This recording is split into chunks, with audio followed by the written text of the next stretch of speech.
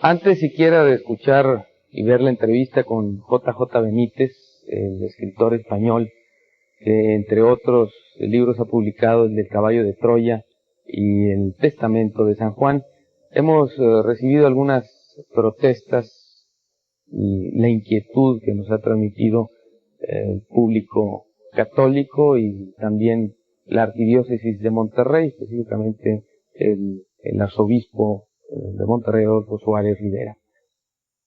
Vamos a ver y a escuchar lo que dice J.J. Benítez, un controvertido autor de bestsellers, y después haremos alguna mesa redonda, tendremos algún diálogo con los enviados de la Arquidiócesis de Monterrey para que nos hablen sobre este asunto que les inquieta particularmente.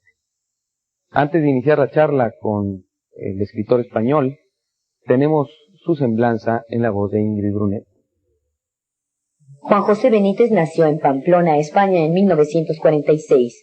En 1972, después de ejercer como periodista en los diarios La Verdad de Murcia y El Heraldo de Aragón de Zaragoza, su vida recibió un inesperado giro de 180 grados. Al entrar en el staff del periódico La Gaceta del Norte de Bilbao, se enfrentaría por primera vez en su carrera con el misterioso asunto de los ovnis. Ahí, casualmente, nacería el investigador de los temas de lo oculto, y poco después, en 1975, el escritor se entregaría en cuerpo y alma a la investigación y difusión de los temas ocultos y misteriosos. Desde entonces, este buscador de la verdad, según su propia definición, ha recorrido la casi totalidad del mundo en un tenaz empeño por intentar llegar al fondo de los grandes enigmas que rodean al hombre. ¿Quién soy? ¿Qué sentido tiene la vida? ¿Qué nos aguarda en la otra orilla? Entre otros. Fruto de esos más de 3 millones de kilómetros son los 24 libros publicados hasta el momento. En 1984, Juan José Benítez decide alternar la investigación con la apasionante aventura narrativa, sorprendiendo al lector con sus novelas Testimonio, La rebelión de Lucifer y Caballo de Troya 1, 2 y 3, que han batido todos los récords de ventas en Hispanoamérica. Entre sus actuales proyectos figuran más de 30 volúmenes de investigación y 16 novelas testimonio.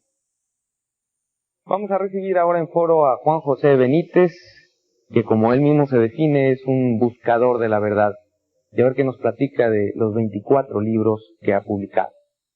Bienvenido. Saludarlo, gracias por estar con nosotros. Viene directamente de España, llegó a México. No, vengo de España. De España. Al Distrito Federal y ahora aquí a Monterrey. Póngase cómodo, Muchas gracias. vamos a unos mensajes, no tardamos en regresar. Foro está en el aire. Iniciamos nuestra charla con Juan José Benítez, autor, entre otros muchos libros, de El Caballo de Troya y ahora, lo último, El Testamento de San Juan. Fue el último de los apóstoles, más bien de los evangelistas, que alcanzó a conocer a Cristo. Porque el último fue San Lucas. El que mejor le conoció, desde luego, porque con Mateo, que fueron los dos apóstoles que estaban con él, por lo menos se tiene la seguridad que estaban con él. Lucas no llegó a conocer a Jesús, era un médico de Antioquía que escuchó a Pablo lo que contaba, que le contaban a su vez, claro. Pero San Juan fue el que mejor lo conoció. El hijo del trueno. Usted vive actualmente En el País Vasco. en el País Vasco, pero nació en Navarra. Exactamente, en Pamplona, al norte de España. Y luego decidió irse a la tierra de los conflictos. Bueno, yo no creo en la casualidad, que yo creo que el destino me llevó allí dentro del periodismo activo que yo realicé durante casi 20 años para trabajar en un periódico de Bilbao, en el norte. Luché mucho, trabajé mucho en la época dura de ETA, de los terroristas. Tuve problemas también con ellos. ¿Y gracias? ¿Escribía? Sí, estaba en la lista negra. Y bueno, gracias a Dios, pues el destino me llevó a otros derroteros, a estas investigaciones. ¿Y por qué seguir viviendo en el País Vasco si no hay seguridad? Por lo que oímos acá no sé exactamente cómo lo perciban allá adentro, pero pues lo que lo perciben el resto del mundo es que ahí está dura la situación. Sí, Está difícil, pero yo amo esa tierra también. Aparte tengo allá mis hijos. Tengo muy buenos amigos y muy buena gente. Lo que pasa es que la minoría son los que tienen las pistolas. Hombre, si la cosa se pusiese muy cruda y muy dura, me marcharía, evidentemente. ¿Y se logrará separar el País Vasco? No. En el País Vasco hay aproximadamente 3 millones de personas y hay 200.000 que quieren la independencia nada más. ¿Y el resto no? No. Eso es una utopía. El mundo camina hacia la unión absoluta y algún día habrá un gobierno planetario. Es bonito amar la tierra y el folclore y las costumbres y la lengua, pero la independencia no es viable. ¿Usted sueña o está seguro de que habrá un gobierno planetario? Ah, sí. Porque ya otros han tenido esa idea, ¿no? Esa visión que no ha funcionado. Todavía. Ya la comunidad económica es una señal. Quizás dentro de un siglo o de 2, pues haya un gobierno único que traerá grandes ventajas. Por ejemplo, yo estoy seguro que con un gobierno planetario no habría guerras. Habría otros problemas. Pero yo creo que vamos ahí, de la misma manera que el futuro está en las estrellas, claro. ¿Y quiénes integrarían ese gobierno planetario según su visión? Hombre, lo ideal es que lo representaran o lo integraran todos los países del mundo, nada de grandes hegemonías, nada de rusos y norteamericanos, no. Los países todos, porque todos tienen algo que aportar, todos son importantes. Pues suena utópico también. Sí, bueno, también era utópico hace unos cuantos años, pues un poco todo lo que estamos viviendo hoy, en la industrialización, en la informática, en la propia comunidad económica. Todavía es utópica la comunidad económica latinoamericana y algún día será una gran realidad y Latinoamérica va a ser el pulmón social y económico del mundo, a no tardar mucho. De hecho, usted sueña con ser una especie de Julio Verne, ¿no? Con sus libros. Me encantaría, yo tengo una gran admiración por Julio Verne. Yo estoy ahora trabajando en una biografía sobre este hombre y es curioso porque, salvando las distancias, claro, Julio Verne era un maestro. Hay unas grandes semejanzas entre la vida de él y la mía, sobre todo en las cosas malas. ¿Cuáles son las malas? Era un solitario, tuvo muchos problemas familiares, tenía una vocación frustrada, a él le gustaba el mar. A mí también. A mí no me gusta escribir. Y incluso ¿No le gusta escribir? A mí no.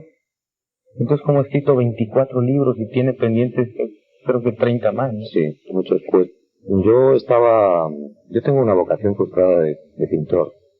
Y un buen día en el colegio de los maristas, un sacerdote, un hermano marista, me preguntó mientras yo pintaba un mural, me dijo, ¿tú quieres ser periodista? ¿Y eso qué es? Hombre, pues escribir en los periódicos, en los medios. Ah, pues muy bien. Y de la noche a la mañana me encontré en la facultad, en la Universidad de Navarra, haciendo periodismo. Me gusta investigar, me gusta la aventura, me gustan los conflictos, pero cuando tengo que escribir me cuesta mucho trabajo. ¿Inventa cosas? Nunca. Tengo prohibido hacer ciencia ficción. Pero esto parece una ficción, ciencia ficción religiosa, lo que se parece desprenderse de sus libros, ¿no? Y de pronto pues, son documentos que parecen fruto de la imaginación del autor. No, yo no tengo tanta imaginación. No, hay una base de documentación muy exhaustiva en todos mis trabajos. Otra cosa es que yo esté equivocado o no en lo que planteo en mis libros. Por ejemplo, en este del Testamento de San Juan, pues hay una opinión que yo intento que sea muy respetuosa, pero que está basada en algo que yo creo que está en la mente de muchas personas, incluyendo teólogos muy modernos. Que Jesús de Nazaret no fundó ninguna iglesia. Eso contradice las enseñanzas de la Iglesia, ¿no? Eso contradice las estructuras y la legitimidad de la Iglesia, nada más y nada menos. ¿Usted es católico? Yo nací en una sociedad católica y fui bautizado, etcétera, pero quizás por desgracia para mí no soy practicante, soy creyente. Lo que pasa es que no creo en un Dios católico, porque no creo que Dios sea católico. ¿En un Cristo? Sí, en Jesús de Nazaret. ¿Cómo lo cree? ¿Cómo lo percibe? Como el Hijo de Dios. Punto. No católico, no... El Hijo de Dios. Un gigante de 1,81 m, un atleta, un hombre tremendamente humano, al que yo creo que le conocemos muy poco. Y que enseñó todas las cosas que dicen que enseñó. Y muchas más, que nos escamotearon. Pero entonces, ¿no vino a fundar una iglesia? Yo, con todos mis respetos, creo que eso pudo ser un invento humano totalmente. De Pedro y posteriormente de ese hombre tan inteligente y astuto como fue Pablo de Tarso, que sí formalizó el cristianismo con sus propios pensamientos teológicos. La famosa frase de tú eres Pedro, etcétera, etcétera, pudiera ser una interpolación posterior porque se les iba de las manos la gran estructura. Jesús no pudo nunca, creo, no pudo pretender, ni imaginó fundar una iglesia tal y como la entendemos. ¿Y cuál sería la iglesia que él entendía entonces? No, yo creo que él no entendía o no pretendía el sentido de ningún tipo de iglesia, sino de una... Es un mensaje muy simple, creo yo, el que vino a dejar eso. En realidad era un recado, que hay un Padre universal del que todos procedemos, todos los seres inteligentes dotados de voluntad, y que en consecuencia todos los hombres son hermanos, nada más. En sus libros parece plantear los grandes enigmas del hombre, como ese primordial de quién soy. Sí. ¿Usted se ha hecho la pregunta? Muchas veces. ¿Y sí ha llegado a una respuesta? Pues no. Yo soy un hombre que está siempre buscando, que no encuentra demasiadas cosas, que cada vez tiene más dudas y que lo único que intuye es que estoy aquí no precisamente de excursión, sino para aprender. Me parece que los seres humanos están en la Tierra para aprender. Y cuando se aprende, se acaba la cinta magnetofónica. José, y si no ha resuelto ese gran enigma, ¿quién soy? ¿Cómo es posible que diga todas estas cosas en sus 24 libros, donde principalmente habla de, sobre todo en los últimos, de Cristo, su vida? Bueno, pues esos enigmas que todos tenemos, pero que por dogmas de fe se creen. Bueno, yo no creo en los dogmas, con todos mis respetos para los que lo creen, por supuesto. No estoy en posesión de la verdad. Pero entiendo que cada ser humano debe ya empezar a pensar por sí mismo. Hasta hace poco a los que pensaban por sí mismos eran condenados por herejes. Y esto no me parece justo. Cada uno debe tomar las doctrinas que considere oportunas después de haber reflexionado, no por imposición, no a cambio de una espiritualidad como hacen ahora las iglesias. Yo te perdono los pecados, pero tú me tienes que ser sumiso. Esto no creo que fuera lo que pretendiera Jesús de Nazaret, nunca. Era un gran respetuoso de todas las ideas, era el gran liberal, desde mi humilde opinión, claro. ¿Usted está pensando en todas las iglesias? No sí. Solo en la católica. No, en todas. Hombre, la católica es la gran multinacional del Vaticano. ¿Para qué nos vamos a engañar? Pero todas las demás, poco más o menos, yo creo que están en la misma línea. Llegará el día en que desaparecerán probablemente todas o se transformarán. ¿Usted está de acuerdo entonces en aquella afirmación de Marx, con aquella convicción que tenía de que la religión es el opio del pueblo? No. Yo creo que la religión del espíritu, a la que probablemente todavía no la humanidad no ha accedido, no puede ser nunca el opio del pueblo, es realmente una necesidad vital. Pero la religión del espíritu es una búsqueda individual y personal y en solitario de Dios, sin necesidad de estructuras, sin necesidad de templos, sin necesidad de púrpuras, que es la más difícil, claro. En ese sentido la religión nunca puede ser el opio, es el oxígeno. Entonces, ¿qué es religión para usted? Buscar la verdad, que es entenderse a sí mismo seguramente. Es sobre todo tolerarse a sí mismo y claro a los demás, que es bien difícil. ¿Y usted se autodenomina buscador de la verdad? Sí, más o menos, no, que va. Yo creo que la verdad me parece que es como los diamantes. que tiene 1000 caras, ¿no? Y cada una es válida, y probablemente a cada ser humano le toca encontrar la que le corresponde, la cara que le corresponde, la verdad que le corresponde. ¿Pero la verdad se busca hacia adentro o hacia afuera? Hacia adentro creo que siempre. Porque usted la ha buscado afuera.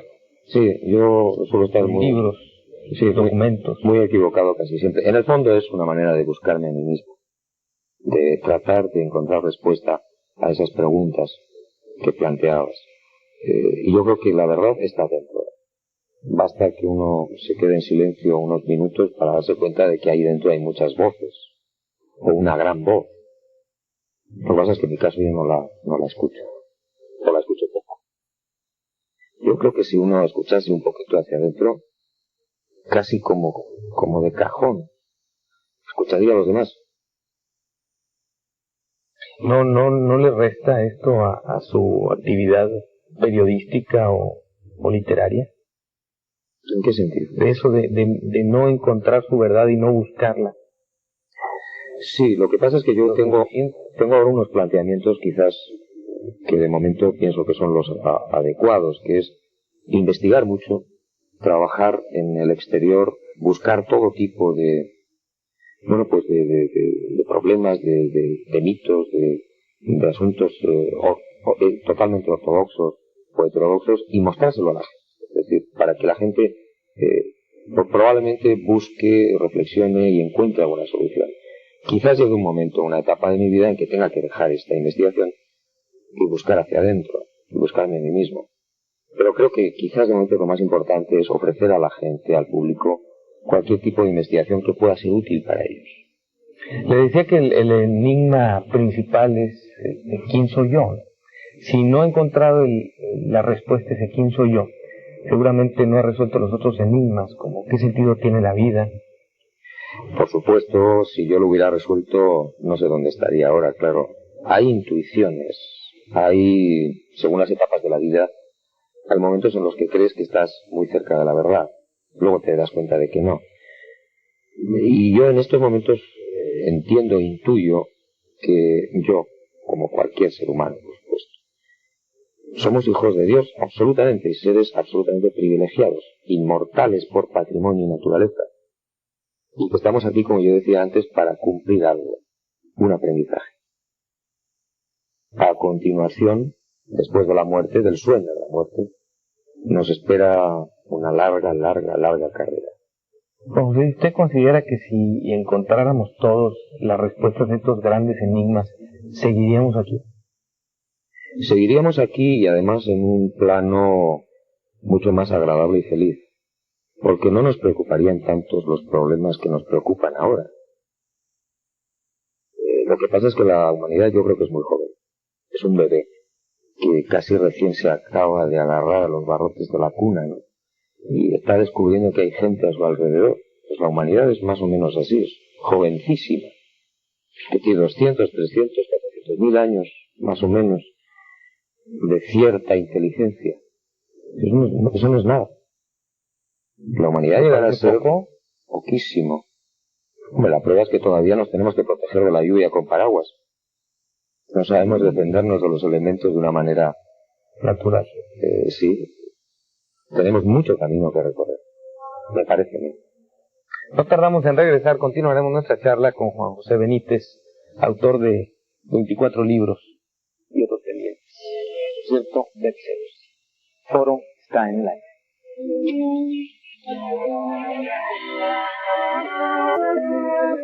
Continuamos nuestra charla con Juan José Benítez, autor de muchas obras, muchos libros, entre ellos La rebelión de Lucifer, y los otros son Caballo de Troya 1, 2 y 3. Que estos libros han batido los récords, todos los récords de ventas en Hispanoamérica.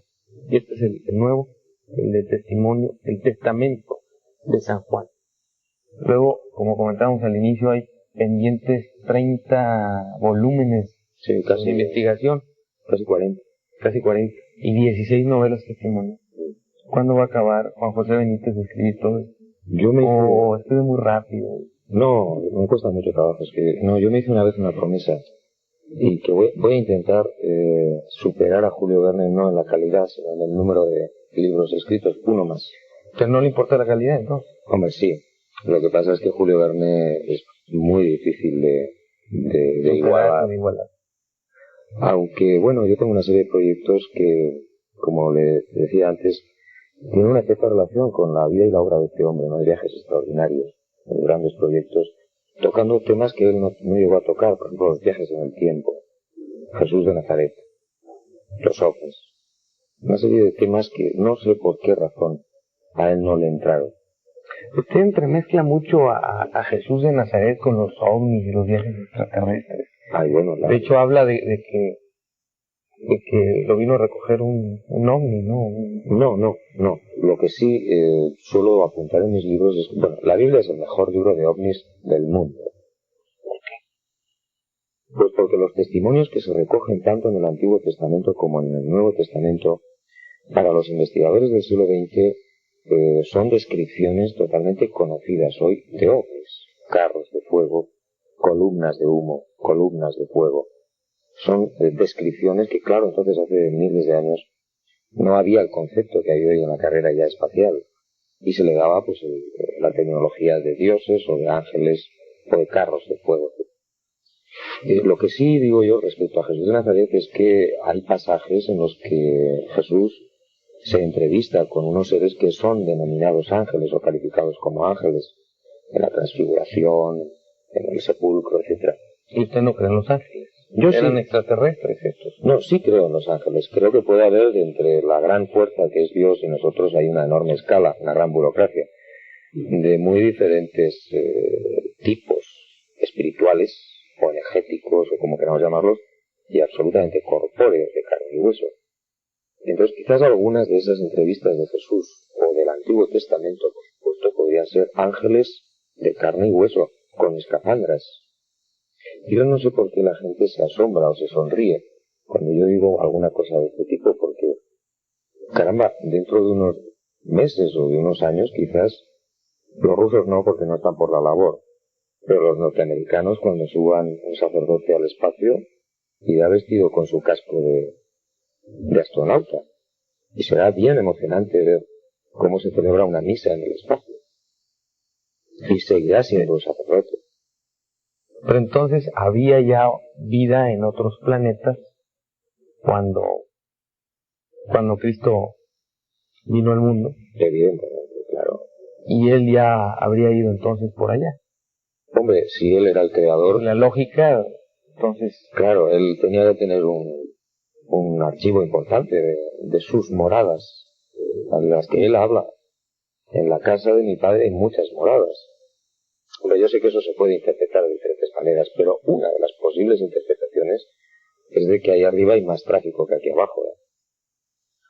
¿Y usted cree en los ovnis? Yo los he visto 3 veces. ¿Así dónde? Una en América, en Perú, y 2 en Europa. ¿Y cómo son? Bueno, los que yo he visto son... Porque de todas formas, ovni es un objeto volador no identificado. Puede ser un avión que pase y no esté identificado en los radares. Sí. Más entonces, no es de ser un ovni.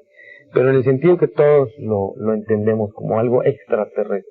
Sí, para mí son astronaves extraterrestres o extrahumanas, porque los orígenes son probablemente muy distintos. Pero vamos, hay de muchas formas.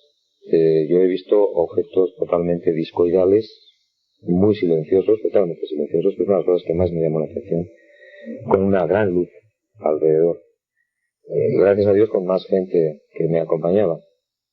Y bueno, hay cientos de miles de testimonios, no solamente los míos. Los míos pueden tener un valor totalmente subjetivo para mí, porque yo los he visto y eso no me lo quita nadie. ¿Pero los veo pasar? Sí. 200, 300 metros.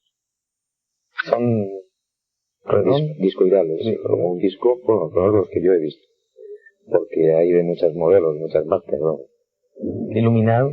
Sí, con una gran luz a todo su alrededor. ¿Haciendo ruido? Nada. Silencioso, que a uno le ponía la carne de gallina. Porque no hay posibilidad de que existan artefactos en la Tierra que vuelen con esa magia, con esa especie de grandeza, desplomándose en absoluto silencio Pero un helicóptero te destroza los oídos.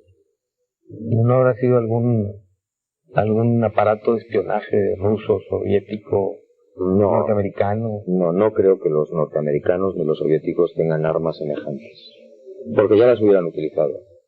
¿Y vio a los extraterrestres? No, eso no he podido verlo. Tengo mucha información de personas que dicen haber visto a los humanoides, a los ocupantes. Y creo que en muchos casos son realmente importantes e interesantes. Me quedé con la duda, José. Usted tiene 41 años. 41 años. 41. 41. Y ha publicado 24 libros. Tiene el proyecto de publicar los 30 más 16 de las novelas testimonio. Y por eso le preguntaba si piensa vivir tanto para publicarlos. Estos 24 que ya se publicaron, que han estado a la venta, ¿en cuánto tiempo los hizo? El primer libro salió en el año 75 y estamos en el 88, pues como 13, 14 años. O sea, casi 2 por año. Aproximadamente es la media que más o menos yo suelo trabajar, dos libros al año. ¿Pero cómo se inspira para escribir tanto? ¿De repente ve algo y...? No, es una investigación. Es decir, yo llevo muchas investigaciones prácticamente al mismo tiempo, tanto en temas como, por ejemplo, Caballo de Troya, la vida de Jesús, ovnis, temas ocultos, de misterio, hechos reales que tienen algo de mágico o de extraño. Entonces, primero se inicia la investigación, se termina la investigación y luego se escribe. Como este del Caballo de Troya. Exacto. Investigación. Habla de un documento secreto del Estado norteamericano. Sí, es una visión de la vida de Jesús de Nazaret, concretamente en de los 11 últimos días de la vida de Cristo, seguida muy de cerca por dos hombres del siglo XX que son científicos, y ofrecen una imagen, una visión de la vida, de los sucesos que ocurrieron entonces, muy distinta a la que nos cuentan los evangelistas. Por ejemplo, aquí habla de que Jesús de Nazaret no fue prendido, o sea, no lo apresaron, no lo detuvieron en el huerto de Getsemaní, sino en la casa de Lázaro. No. Fue en la casa de Lázaro. En la casa de Lázaro. De Simón el leproso. Sí, se llegó a escapar. Lo que sí se dice efectivamente es que el famoso Jueves Santo no lo prendieron en el huerto de Getsemaní, como se dice en el Evangelio, sino que él astutamente salió del campamento donde estaban sus hombres, que estaban armados. No podemos olvidar que los apóstoles iban armados, con espadas. Y salió del lugar donde estaban durmiendo para evitar una lucha armada entre los legionarios romanos con Judas a la cabeza y sus hombres, que no eran solo 12, había unos cuantos más. Imagínense lo que hubiera sido que de repente llega la tropa romana a prender a Jesús al huerto de Getsemaní y se despiertan lógicamente sus hombres armados con los gladios, que eran las espadas españolas de doble filo, mortales. Bueno, pues ahí se hubiera acabado el colegio apostólico, seguramente. Entonces él se aleja un poco del huerto y lo prenden más abajo en la falda del Olivet. La pasión de Cristo está llena de detalles, sobre todo en Caballo de Troya, que a mí me han sorprendido y que no tienen nada que ver con lo que nos han contado. Es mucho más bonito, más rico. Nos da una figura de Jesús extraordinaria, mucho más humana. Todo esto lo sacó los documentos. Sí. Son documentos norteamericanos, sí. Pero amplios, exhaustivos. Bueno, pues de momento para poder trabajar en 4 volúmenes. ¿Y en qué se basaron ellos? O sea, ¿cómo seguirle la pista a algo que pasó hace tantos años? Eso casi preferiría que lo descubriera él. No voy a revelarlo. ¿Pero viene en el libro? Viene en Caballo de Troya. Bueno. Cuando prendieron a Jesús, ¿estaba solo? Según el documento este. Él se aleja en solitario del huerto, pero hay varios apóstoles que se dan cuenta, no muchos, entre ellos Pedro. Se produce el encuentro con Judas y con la tropa, y entonces es curioso porque siempre hemos tenido la idea cuando Pedro saca la espada y trata de golpear a Malco, el criado del sumo sacerdote, y le corta la oreja, no es porque le fuera a dar el corte en la oreja, sino que iba derecho al cráneo. Lo que pasa es que el bueno de Malco tuvo agilidad y se echó a un lado. Entonces se llevó la oreja y parte de la clavícula, seguramente. Pero Pedro iba a matarlo. ¿Y eso no fue en Getsemaní? Sí, cerquita, en la ladera del Monte de los Olivos. De estos sucesos hay infinidad que no han sido bien contados. Por ejemplo, toda la historia de Judas no fue por 30 monedas por lo que vendió Jesús. Es un error, creo yo. Las 30 monedas que le dieron efectivamente a Judas fue un auténtico insulto a Judas. Él lo que posiblemente pretendió era que le reconocieran oficialmente los sacerdotes que se marchaba del grupo de Jesús de Nazaret, que lo entregaba, pero que vieran ante la sociedad que no quería saber nada con aquellos desarrapados galileos. Pero le salió mal, porque no le dieron el reconocimiento oficial los sacerdotes. Y le aventaron las monedas. Claro, y fue un auténtico insulto para Judas. ¿Y esto de dónde lo interpreta usted? Esto está sacado de esos documentos. También de los documentos. Entonces, los documentos se basan en la Biblia. No. O en lo que dicen las escrituras. No. Habrá que leer el libro. Vamos a los mensajes y regresamos con Juan José Benítez. Viendo que ya no le permiten entrar al Estado de Israel. Seguramente ha ido muchas veces en Palestina, en la Tierra Santa, tener contacto con estos lugares que se mencionan en los documentos bíblicos sobre la vida de Jesús. Efectivamente. Porque ahora ya no puede entrar. Bueno, porque yo quizás soy un poco loco. En el último caballo de Troya, en el número 3, yo cuento cómo, para evitar a los servicios secretos judíos, yo me llevé un documento de 2000 años de antigüedad, que luego lo devolví desde Europa, desde España. Y no me lo han perdonado. Entonces yo estoy precisamente intentando volver para recoger información de determinadas zonas geográficas, del Monte Hermón, etcétera, y tengo bastantes problemas, porque no se fían. ¿Y cómo le hace para conseguir esos documentos?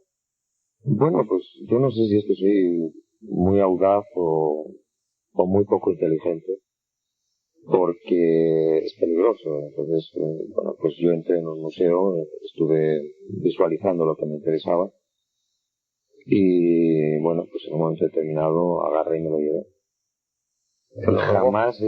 Jamás he pasado más miedo en mi vida. Lo tuve que sacar del país por correo. En fin, tuve que pinchar las ruedas de un Mercedes de los servicios secretos. Bueno, un desastre. Pero salí vivo. Y luego ya tuve muchos problemas porque se imaginaron que había sido yo quien se había llevado este pergamino. Entonces es más periodista que escritor. Sí. Novelero, vaya. Yo creo que ser escritor es una cosa... El periodista investiga mucho más que el que simplemente se sienta y empieza a brote la imaginación. Yo creo que el escritor además es un artesano del lenguaje, es un maestro. Y yo no soy así. A mí me cuesta mucho trabajo escribir. Yo cuento las cosas más o menos como las investigo, muy sencillamente. Por eso no me considero escritor. Soy un periodista que investiga. Por cierto, en uno de sus libros, en el Caballo de Troya, en uno de los tomos, habla de un supuesto plan diabólico ruso-norteamericano. Se llamaba el Plan Europa. Exacto, el rapto de Europa. El rapto de Europa. Sí, esto es algo que a mí me dejó atónito cuando yo estaba haciendo todas estas investigaciones. Y fue algo absolutamente maquiavélico. Rusos y norteamericanos se llegan a poner de acuerdo de forma secreta para hundir económicamente a Europa y a Japón, que eran los grandes contendientes entonces en el mercado económico, y provocan la guerra del Yom Kippur del año 73, creo recordar, entre judíos y árabes, y les sale redonda la operación. Hunden a Europa totalmente en la crisis famosa del crudo, los crudos, y por supuesto a Japón. Esto estaba totalmente pactado entre Nixon y los soviéticos. Por cierto, estuvimos a punto de entrar en una guerra nuclear por unos errores que hubo en el Atlántico con submarinos norteamericanos. Hubo una alerta atómica muy grave que yo creo que pasó casi desapercibida en aquel momento. Pero es realmente monstruoso. Pero esto, ¿qué tiene que ver con el tema general del libro? Bueno, hay una parte del segundo volumen en el que se cuenta esto del rapto de Europa, en el que los norteamericanos tienen problemas para continuar esa famosa operación de viaje en el tiempo hacia atrás. No se pueden ubicar en el lugar de Israel donde se deberían ubicar por culpa de la guerra. Y entonces hay toda una trama policíaca donde se descubre el rapto de Europa. Ahí mismo en ese libro, en el Caballo de Troya 2, habla de que las palabras y todo ese acontecimiento culminante de la vida de Cristo, de la última cena, fueron malinterpretados por sus sucesores. O sea, sí, no me atrevería a tocar ese tema, porque podemos seguir muchas susceptibilidades. Bueno, con es verdad, yo estoy preguntándole sin estar totalmente de acuerdo con usted. Con un gran respeto, casi nada. Sí, con un gran respeto yo voy a decir que la última cena ha sido también manipulada, desde mi punto de vista, por los evangelistas, como otros pasajes de la Biblia en general, creo, o, en fin, mutiladas también. Si uno conoce la vida de Jesús de Nazaret, su estilo de vida, su forma de actuar, no puede jamás imaginar a un Jesús haciendo unas fórmulas mágico-matemáticas como son las de la Eucaristía. Creo que esa cena era una cena del recuerdo, de la memoria de un amigo que no va a estar allí dentro de poco. Después, según mi opinión, puedo estar equivocado, por supuesto. Después eso se manipula. Juan, por ejemplo, apenas toca el tema de la Eucaristía y estaba al lado del Maestro. Un tema tan trascendental, ¿por qué no lo toca San Juan? Dudo mucho que el estilo de Jesús fuera el de crear, repito, una fórmula mágico-matemática, como casi es la Eucaristía, dicho con todos los respetos. Pero entonces sus palabras probablemente fueron otras muy distintas. Haced esto en memoria mía, se puede interpretar de otra manera. Recordadme cada vez que os reunáis a comer o a cenar o a beber, pues como se recuerda a un amigo que se ha ido. Y hay un capítulo precioso que es la despedida personal en esa última cena de Jesús, uno por uno, que no está recogido en los evangelios y que es de una gran trascendencia porque les recuerda los defectos de cada discípulo. Pero claro, yo comprendo que es muy humano que los apóstoles, los discípulos, los evangelistas no escriban después lo que les reprochó a cada uno, sus defectos. Hombre, era más interesante aparecer como personas casi puras. ¿Qué les podía haber reprochado? Que hubo reproches. Sí. Están consignados. Están en el Pero caballo. los otros que usted dice no están consignados. Ninguno. En la última cena que yo recuerde no hay ningún reproche personal a cada uno de los apóstoles. Eso no se toca en los evangelios canónicos. Y ahí, por lo visto, les cantó las 40, como se dice en España, me parece que también en México. A cada uno. Se las cantó a cada uno. Dijo, tú ten cuidado que tú eres muy envidioso, tú ten cuidado que estás criticando mucho a tus hermanos, tú ten cuidado que eres un gran soberbio, tú ten cuidado, Pedro, que eres un fogoso que no piensas, que hablas sin pensar y te va a costar disgustos. Lo de la Eucaristía me quedé pensando por aquello de que sí puede haber gente que se lastime con el tema. Entonces es un simbolismo, ¿no? Sí. O sea, y hacer formal ese recuerdo de Cristo. Porque de todas formas se puede uno acordar de él, pensar en grupo cuando está uno comiendo, antes de cenar o de cualquier alimento, de hacer cualquier cosa o de iniciar el día. En efecto. Pero la Eucaristía es hacerlo en el momento en que están todos reunidos en un templo. Sí. A donde van todos a lo mismo, ¿no? En lo que yo pongo en duda, repito, con todos mis respetos, es el hecho de que eso lo hiciera Jesús en aquel momento. Que después los primeros cristianos, las primeras comunidades cristianas, lo llegaran a cuajar, de acuerdo, pero que dudo mucho que eso, que es una fórmula en definitiva mágica, fuera el estilo de Jesús. Jesús no era así, desde mi punto de vista. Era un gran respetuoso y un gran liberal, como para encerrar en una fórmula algo tan importante y que se podía tan mal interpretar, como efectivamente a lo largo de la historia se ha tan mal interpretado y criticado. Juan José, quiero ampliarme en algo que le dije hace un momento, que yo simplemente le estaba preguntando, como periodista, adversario aquí, haciéndole casi el abogado del diablo, no como católico ni como simplemente cuestionador, ¿no?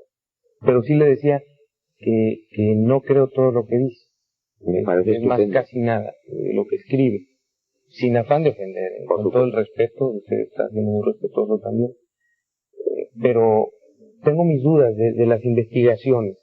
O sea, me parece otra percepción más, una interpretación de los acontecimientos. O sea, y además, aunque usted se basara en documentos, ¿quién dice que esos documentos son verídicos? ¿Y quién le dice que los documentos de los evangelistas son verídicos?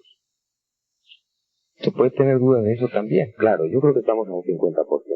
Es decir, evidentemente hay un carácter histórico incluso en los evangelios, eso no se puede negar a estas alturas.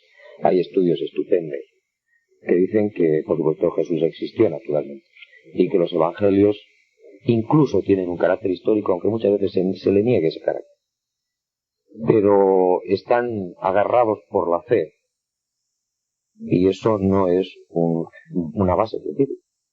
¿Pero se siente usted un evangelista más? No, soy una persona que he descubierto a Jesús de Nazaret, que me siento muy atraído por este hombre Dios y que creo que su figura, especialmente su figura humana, ha sido empañada a lo largo de la historia y alejada. Jesús reía, Jesús tenía frutos favoritos, Jesús gastaba bromas, a Jesús le dolía la cabeza, Jesús tenía amigos, tenía problemas. Y eso yo creo que muchas veces se olvida. O sea, no es la versión cinematográfica de Jesús. No. Lo que fue en realidad. No, Jesús hombre, con su naturaleza divina, pero Jesús hombre. Un Jesús de Nazaret distinto a Jesús de los cristianos. En muchos aspectos, sí. Pero en ese orden de cosas, ¿quién dice que Jesús existió realmente? ¿Quién puede comprobarlo? Sí, no, hay documentos históricos fehacientes no cristianos, es decir, paganos, definitivos. Sin ir más lejos, Flavio Josefo, por ejemplo, y algunos más. Eso está absolutamente comprobado. Y la sábana santa de Turín, que es un gran tesoro como la Virgen de Guadalupe, la famosa supuesta pintura de la Virgen de Guadalupe, que es otro inmenso tesoro que tienen ustedes aquí. Bueno, que tenemos todos los hombres. La sábana santa de Turín es un gran testimonio sobre la historicidad de Cristo, aunque no lleve puesto aquí el nombre de Jesús de Nazaret. La ciencia está asombrada con los descubrimientos sobre la imagen de la sábana de Turín. Usted que nos habla de incredulidad sobre algunas cosas, algunos documentos, algunas versiones de los evangelios y las interpretaciones después, ¿creen las vírgenes? Ahora que nos habla de la Virgen de Guadalupe. En las apariciones, en las vírgenes, hombre, yo creo en María, por supuesto. No creo que fuera una imagen, una señora, como también nos la ha pintado la historia, que casi, bueno, pues una mujer todo el día rezando, espiritual, tal. No creo que fuera así. María era una judía con un gran carácter, que seguramente tuvo más hijos. Los teólogos más avanzados saben perfectamente, y lo que pasa es que no se puede decir en los púlpitos todavía, que María no fue virgen permanentemente. Yo sé que esto puede también extrañar un poco, pero el marco histórico social de la época nos dice que no podía ser así. O sea, que tuvo más hijos. Efectivamente, yo estoy convencido de que sí. Y la famosa palabra hermanos de los evangelios, que yo sé que también es interpretada desde el punto de vista de primos o parientes lejanos, al 50% puede ser interpretada como hermanos sanguíneos. Pablo en Corintios, me parece que es en el 15, se le escapa lo de hermano, el hermano Santiago, el hermano de Jesús. que probablemente era el segundo que le seguía a Jesús. Pero que Jesús sí fue concebido por obra y gracia del Espíritu Santo. Yo eso sí lo creo. Yo pienso que Dios puede hacer auténticas maravillas. Pero que fuera virgen el resto de su vida no me parece ni siquiera necesario. A mí lo que me interesa es la maternidad de María. Que tuviera más hijos o no me trae sin cuidado. Yo creo que eso fue un invento del siglo IV, de un papa que se llamaba Silicio, y que lanzó una carta realmente curiosa y divertida, diciendo que cómo es posible que el vientre de María pudiera albergar semen humano. Pero ¿por qué no? Ahora que habla de las vírgenes y mencionó la Virgen de Guadalupe, si usted sabe, los mexicanos creemos mucho en ella o creen en ella, para volvernos a situar como periodista y no como católico. Usted escribió un libro que habla de los ojos de María, de Guadalupe. ¿Qué tienen sus ojos? O sea, Bueno, ¿por qué los ojos? La Virgen de Guadalupe, lo repito, después de haber hecho una investigación exhaustiva en este libro, El misterio de la Virgen de Guadalupe, es uno de los grandes tesoros que tenemos en la humanidad. Realmente la leyenda fue posiblemente cierta, y lo que se ha descubierto es que en los dos ojitos de la Virgen, de la figura, hay una escena repetida en los dos ojos que probablemente es de 1531, el famoso milagro de las rosas de Fray Juan de Zumárraga. Esto es algo sorprendente, que solamente las computadoras han descubierto ahora. Y hay más. Aunque hay unos retoques en el siglo XVI y XVII y en el XX de la imagen, hay una parte que ha sido descubierta con una serie de experimentos infrarrojos de científicos pertenecientes a NASA, de que el rostro, las manos, el manto y la túnica no son pintura. Aunque, repito, tiene retoques humanos posteriores. Es como una especie de radiación flotante sobre la urdimbre del poncho, del ayate del indio Juan Diego. Esto es una maravilla. Esto es inexplicable. Y el rostro, que es el más hermoso que yo he visto jamás, evidentemente nos lleva a una María de 14 o de 13 o de 15 años. Ustedes no se pueden imaginar, de verdad, el tesoro que tienen ustedes en México. Pero ¿y qué tienen que ver los ojos? Bueno, evidentemente se está teorizando respecto a la explicación de esa escena de varios personajes repetida en los dos ojos, uno de ellos incluso con efecto estereoscópico. La hipótesis más plausible es que esa imagen, esa escena corresponde al milagro de las rosas. Es decir, cuando Juan Diego llega al palacio el 12 de diciembre de 1531 de Fray Juan de Zumárraga, y suelta su ayate y caen las rosas de Castilla en el pavimento, en el suelo. Y todo el mundo se queda asombrado, Fray Juan de Zumárraga, sus asistentes, en fin, toda la gente que había allí. Esa escena es la que, según los científicos, según sobre todo el profesor Aste Tosman, ha podido quedar misteriosamente reflejada en los ojos, y ahora se ha descubierto. Vamos a regresar para continuar esta charla tan interesante con Juan José Benítez. Foro está en el aire.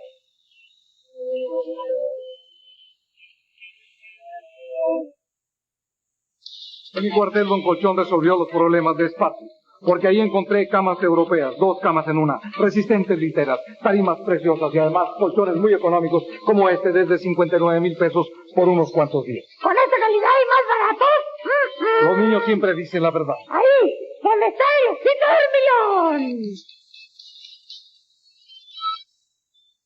Durante la semana de muebles para bebé de Liverpool, encuentra rebajados camas cuna, corrales, camas individuales, repisas, roperos, cómodas, colchones y carreolas. Consienta a su bebé, aprovechando del 15 al 22 de mayo, la semana de muebles para bebé de Liverpool. Siente su frescura. Siente su sabor. Topo Chico se lleva bien con limón, Con naranja contigo. y con todo. Topo Chico es agua mineral. Es frescura que invita. Siéntela.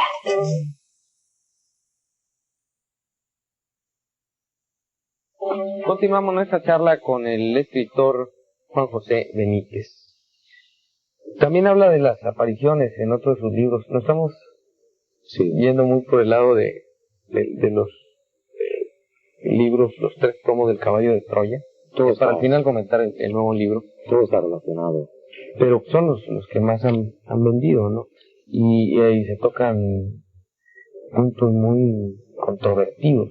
Por ejemplo, ahí dice que las apariciones de Jesús fueron más de las que narran los evangelistas. Sí, efectivamente, por lo menos fueron 19. Y es curioso porque, volviendo también a Pablo se le escapa, no sé si se le escapó, una aparición que no reflejan los evangelistas, una aparición a Santiago. Él dice, a su supuesto hermano. Él dice, y también se apareció, Jesús se apareció a Santiago y a otros 400, en fin. Ahí, esto, si uno contrasta con los evangelistas, se da cuenta que los evangelistas no hablan de la aparición a Santiago. Luego, evidentemente, se supone que hubo bastantes más. Y es curioso porque una de ellas, sobre todo, una de las apariciones, yo creo que fue escamoteada, si realmente se produjo así, por la idea que había absolutamente machista entonces en la sociedad judía. Porque fue una aparición solamente a las mujeres que le habían acompañado hasta la cruz. ¿Esa aparición? Sí. Esa que no se consigna. Exactamente, en Jerusalén. Y les habla, en Caballo de Troya se cuenta esa aparición, les dice que ellas tienen un papel importante y predominante también en su mensaje. Y esto yo creo que también por esa tendencia que había a relegar a las mujeres absolutamente, entonces por eso no se ha tocado en el Evangelio los evangelios canónicos las apariciones, entre ellas la aparición a las mujeres. Eran muy, muy machistas. Pues sigue el machismo, ¿no? Guardar las proporciones. Sí, todavía creo que seguimos relegando mucho a las mujeres. Yo creo que las mujeres son una raza absolutamente aparte de las que habría muchísimo que aprender. Pero no se le rechazará un poco también por su condición.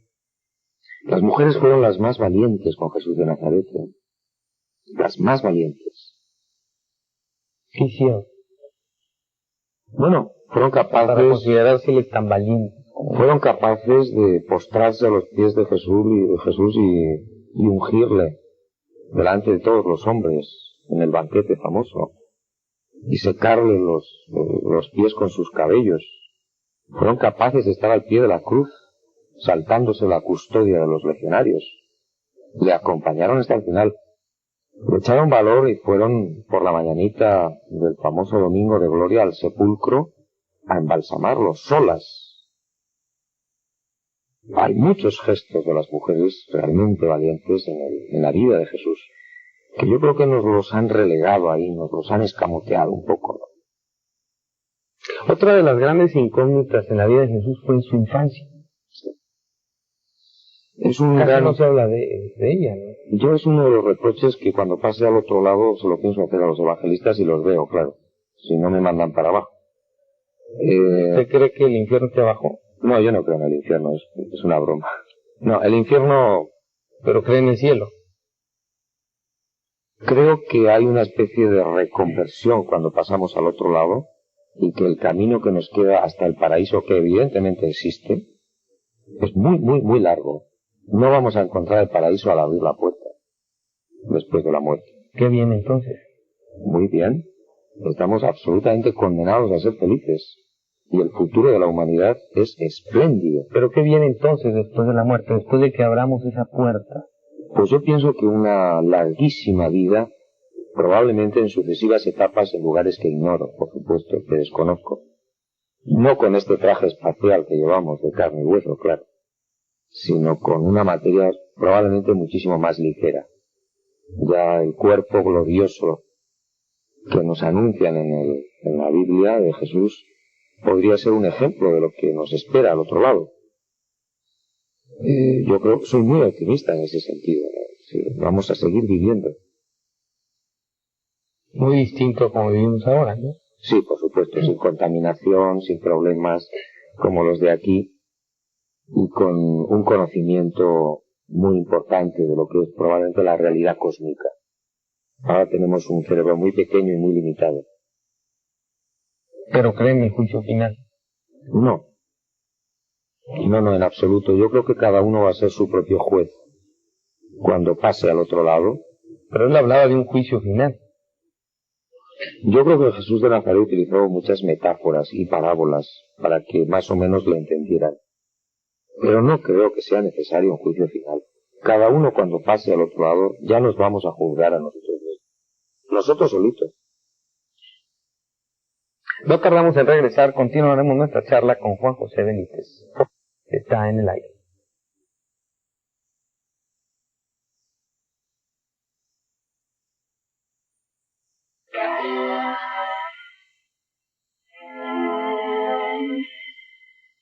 Bueno, pues estábamos en la infancia de Jesús, algo que parece los evangelistas, según dice uno de los libros, silenciaron, perdiéndose de una perspectiva pues, de lo más interesante en la vida de la figura más grande de la historia. Exactamente.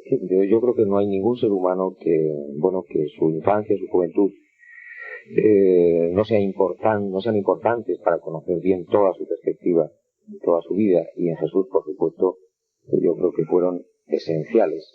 En Caballo de Troya hay una visión bastante completa de la infancia, de la juventud, y se nos presenta no a un muchacho que está en la carpintería con el cepillo, sino un muchacho tremendamente inquieto, preguntón, rebelde, que ocasionó tremendos disgustos a su familia y a su madre, sobre todo, por sus constantes preguntas y situaciones embarazosas con los sacerdotes de Nazaret, que no se pierde en absoluto en el templo. La historia del niño perdido y hallado en el templo no es así, me parece a mí, porque conocía Jerusalén.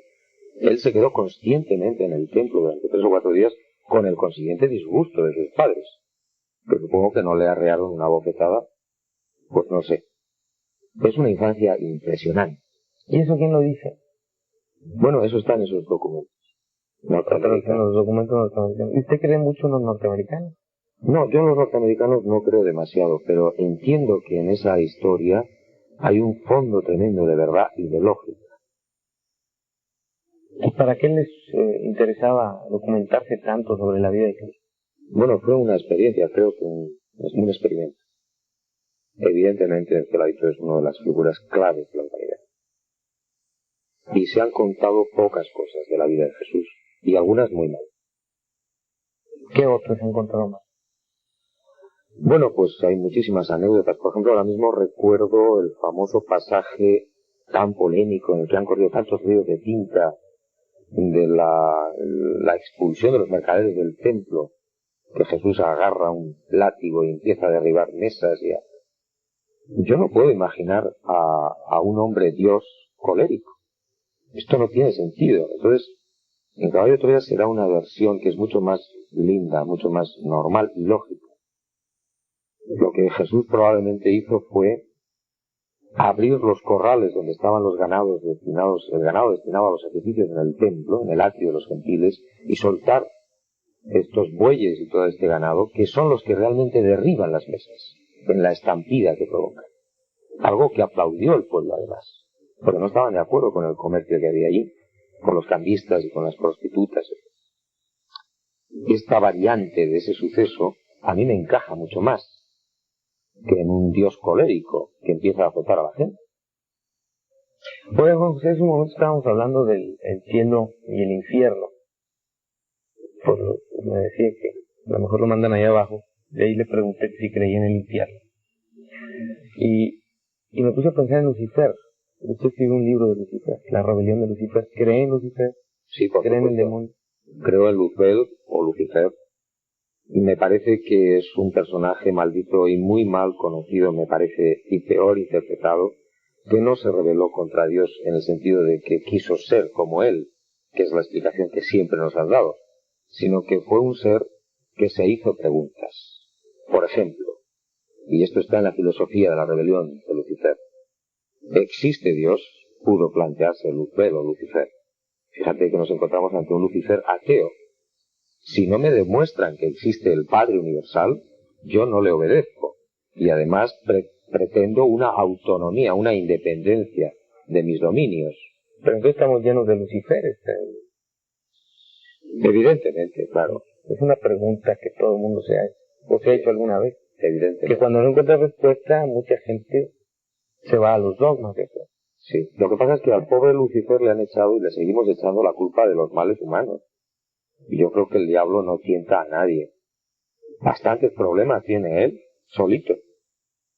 Los problemas humanos... Pero habla de él como si existiera. Por supuesto, estoy convencido de que es un ser de naturaleza diferente a la nuestra, que estará en algún lugar esperando a que lo juzguen, seguramente. Sobrehumano. Sí, Como Dios. o extrahumano. No, mucho más abajo. Dejémoslo en comandante o capitán, o teniente. ¿Y dónde habitará si dice que no hay infierno? No, yo no creo que el infierno sea lo que nos han pintado con llamas y azufre. Pues. Es la ausencia de Dios simplemente. Sí, infierno, ¿no? Exacto. Para que el cielo sea la gloria de Dios. Evidentemente el cielo es el conocimiento. Y el conocimiento siempre lleva a la aproximación a Dios. Los grandes científicos del mundo por lo menos se hacen siempre esa pregunta.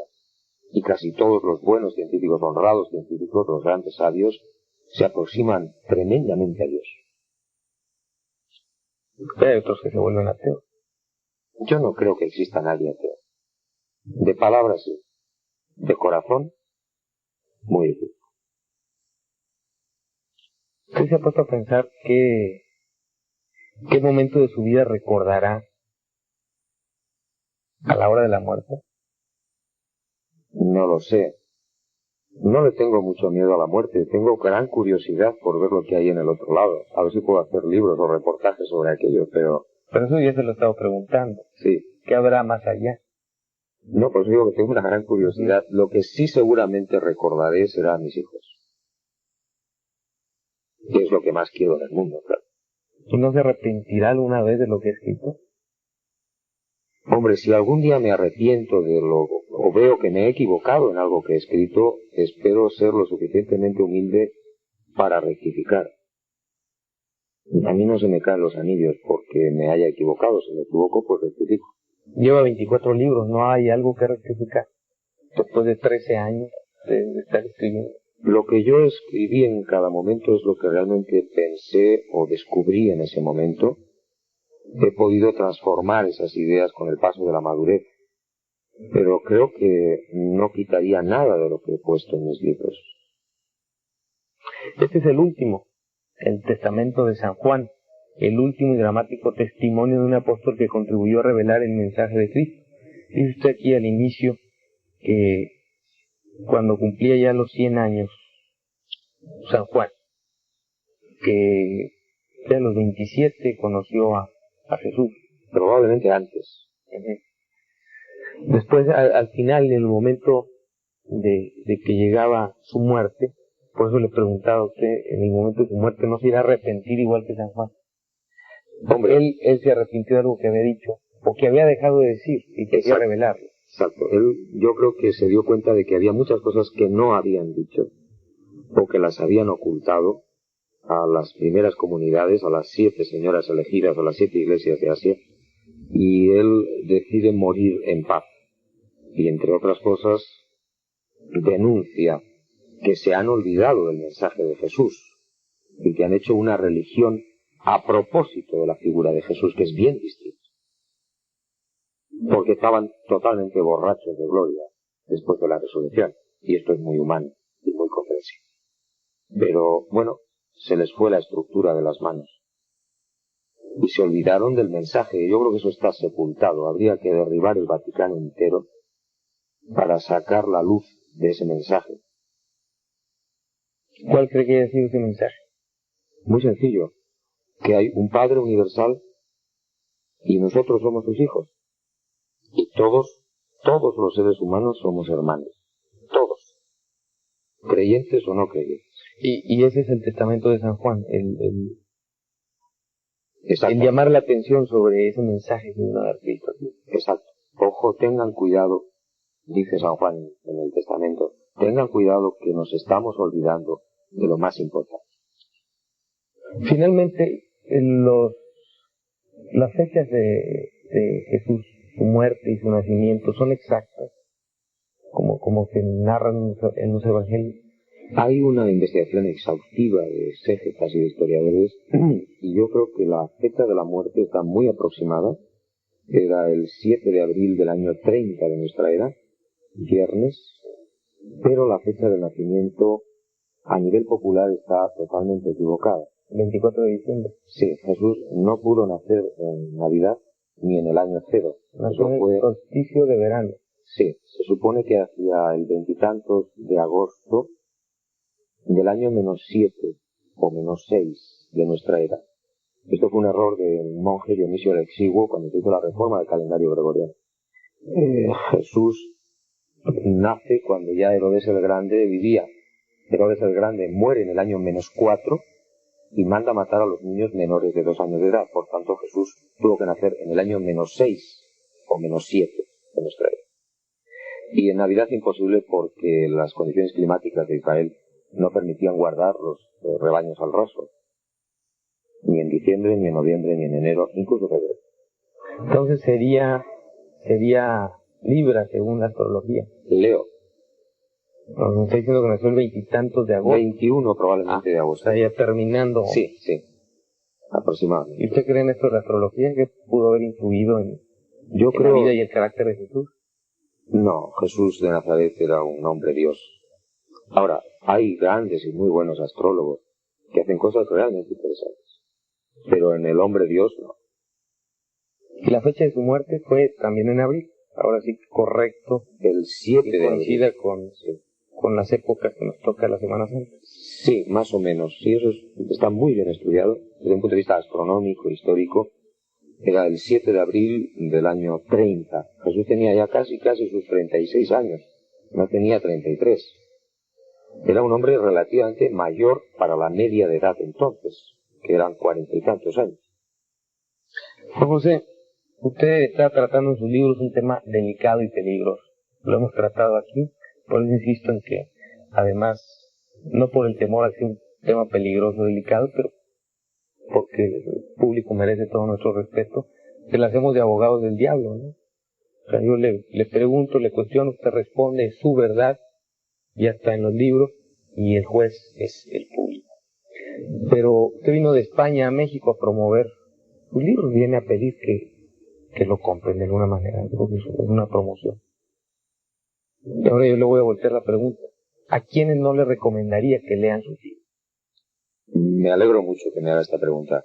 Yo recomendaría encarecidamente que aquellas personas que tengan los principios religiosos totalmente cristalizados, que ya no se sientan con fuerzas para evolucionar, me parece lógico y normal que haya muchas personas así, por favor, que no compren mis libros, que no compren el Testamento de San Juan y que no compren Caballo de Troya. Aquellos que todavía sientan una cierta posibilidad de evolucionar y de conocer y que tengan una gran curiosidad, eso sí, los otros, por favor, no los compren.